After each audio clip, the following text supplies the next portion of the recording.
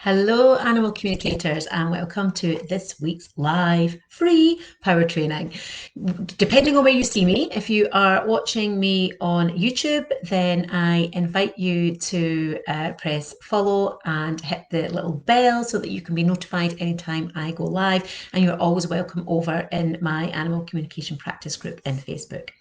So today I want to talk to you about strategy. So I feel really inspired from a live masterclass that I delivered last night to the students on my Professional Practitioner Programme. And I'm also weaving in lots of people's experiences that I've spoken to over the years when I open up my diary and invite people to come get to know me, have a chat with me, and to see how I can support them in moving forward in their animal communication.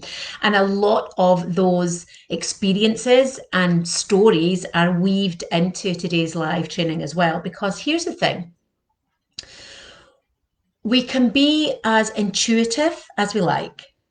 We can be really good animal communicators working with our intuition, being led by what feels right. If we are also able, and not everybody can, but if we are also able to couple that with good listening skills, good conversational skills, good general communication skills, then we really are already at quite a far ahead starting point for sure.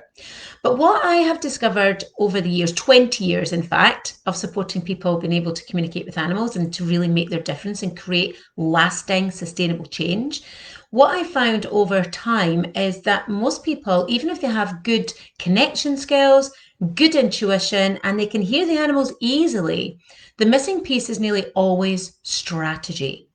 Strategy is what brings the magic. Having a checklist, having a set of questions to work through, having a real clear A, B, C format that takes you to a predetermined destination, that's what excels your communication work.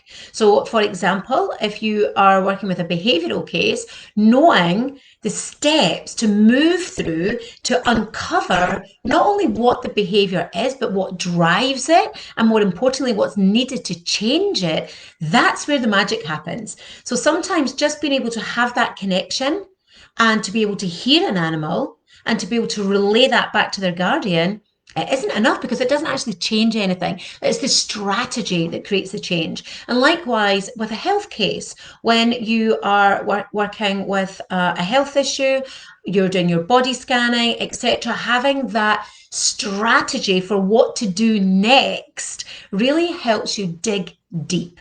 And that's really what the masterclass was about last night. It was called Adding Depth to Your Consultations. Because when I talked about weaving in other people's experiences over the last 20 years, that's what consistently comes up.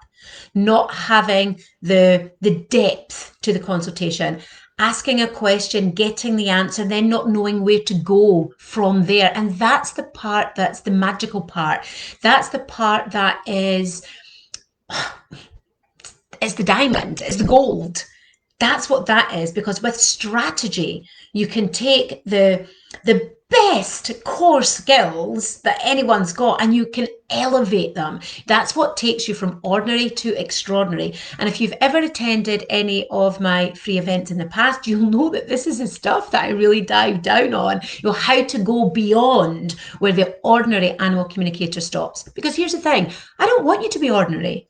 I want you to be extraordinary. So I'm going to leave you with some top tips today of how you can go beyond being ordinary, how you can really add that depth to your consultations. And I also invite you to take these trainings, sit with them, see if they align with where you are at. And if you're still feeling stuck, reach out and book a call with me. I put the link in the post above this video so that you can just hit the link and get straight into a call with me. If my diary's open, it is open right now. But if you're watching this post live, a week from now, 2 weeks from now, a month from now, a year from now, my diary might not be open. So if you click the link and you don't go anywhere, just get in touch with me via the usual channels. You can get me via email or via Messenger, and I will see if my diary is about to open or not. I can guide you there. So how can you move from ordinary to extraordinary? What can you do to add depth to your consultations? First of all, treat it like a conversation with a friend. That's your key teaching. The conversational flow is what you're looking for. It's in that flow, back and forth, being inquisitive, being curious, being interested, showing that you care by asking questions. That's what we do with our friends.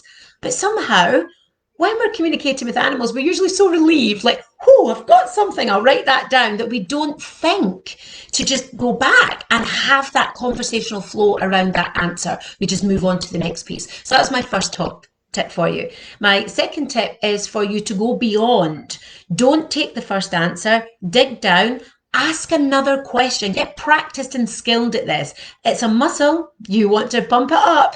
Get practiced at just asking one extra question. That's where you start. One extra question. What one extra question can you ask right now to that response? That's how you start to build up your consultations, add depth to them, and it gives you more material to work with, especially if you are working on a behavioural issue and you really need to get to the bottom of that, to really understand what's happening so that you can really create not just change, but lasting, transformational, sustainable change. So get into the habit of asking one question more. What else can I ask here to really build more into this consultation? And then last but by no means least, I really want you to think about how you can really sit and hear what the animal is saying, and hear with every single cell in your body. So this is where, again, I talk about the face strategy. We look at a face. We've got 2 ears, 1 mouth. Listen twice as much as you speak. Really sit and hear with everything, not just your ears. How's your body responding to what's being said? What's in your mind as you're listening and holding that space? Really pay attention to all the subtle nuances in your own body as you really listen with every cell in your body, because your body will help you understand and translate what's really going on in that piece of communication. So there's my 3 top tips for you, a bit of strategy to help you move forward.